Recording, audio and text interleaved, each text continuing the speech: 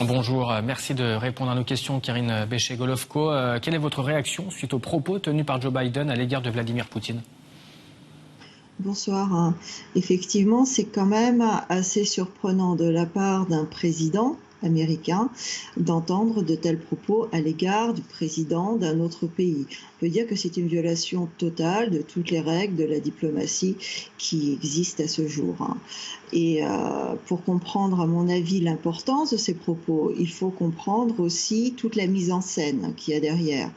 C'est-à-dire que ça tombe au moment où les services de renseignement américains déclassifient un soi-disant rapport qui intervient dans ce processus de légitimation des élections de Biden parce qu'il en a très sérieusement besoin. Donc il a besoin de prouver qu'il n'a pas été élu de l'extérieur comme les démocrates le reprochaient à Trump. Donc en ce sens, il serait légitime.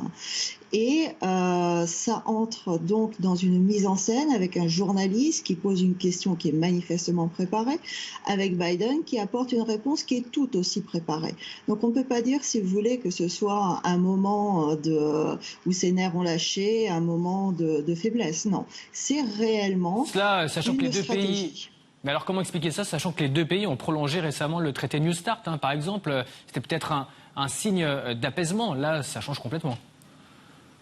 Non, je ne pense pas que le prolongement du vieux traité soit un signe d'apaisement. C'était nécessaire pour les Américains à ce moment-là, c'est tout. Donc ils l'ont fait. Ils sont extrêmement pragmatiques. Leur stratégie est celle d'un isolement total de la Russie. Et c'est ce qu'ils sont en train de faire en mettant en place une rhétorique qui est la rhétorique qu'on utilise en temps de guerre, avec la diabolisation de l'ennemi, avec la nécessité de déshumaniser l'ennemi. Et c'est exactement ce qui est en train d'être fait actuellement par Joe Biden de façon tout à fait volontaire et consciente. Le président Poutine n'est pas un président. Comment réagit la presse russe? Quelle réaction également de la part de la population russe? Pour l'instant, effectivement, c'est une réaction de choc, puisque en Russie, on estime que le président est élu. À la différence de Biden, il a été légitimement en Russie.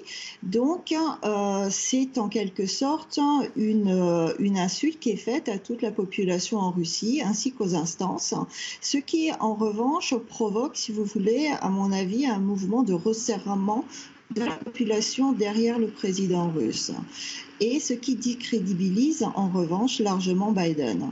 Mais ce qui ne change rien à la stratégie américaine d'isolement de la Russie en dénigrement de ce pays qui doit être un pays paria sur la scène internationale.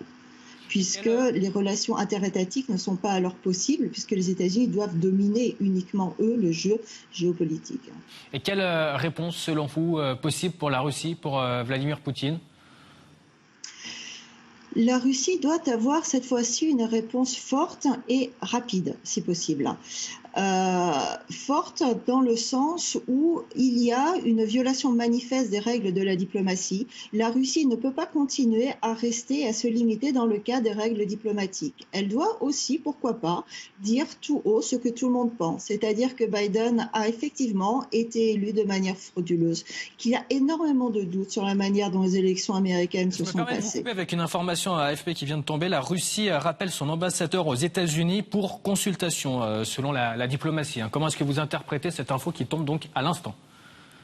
C'est justement une de ces réponses fortes et rapide qui est tout à fait à propos puisque c'est une rhétorique de guerre. Dans le cas d'une rhétorique de guerre, il y a une rupture, en tout cas momentanée, une suspension des relations diplomatiques qui doivent trouver un autre format. Lorsque vous traitez le président d'un pays de tueur, vous rompez de facto les relations diplomatiques avec ce pays, sauf à présenter des excuses. Merci Karine Béchet-Golovko d'avoir répondu à nos questions. Je rappelle que vous êtes professeur invité à l'Université d'État de Moscou.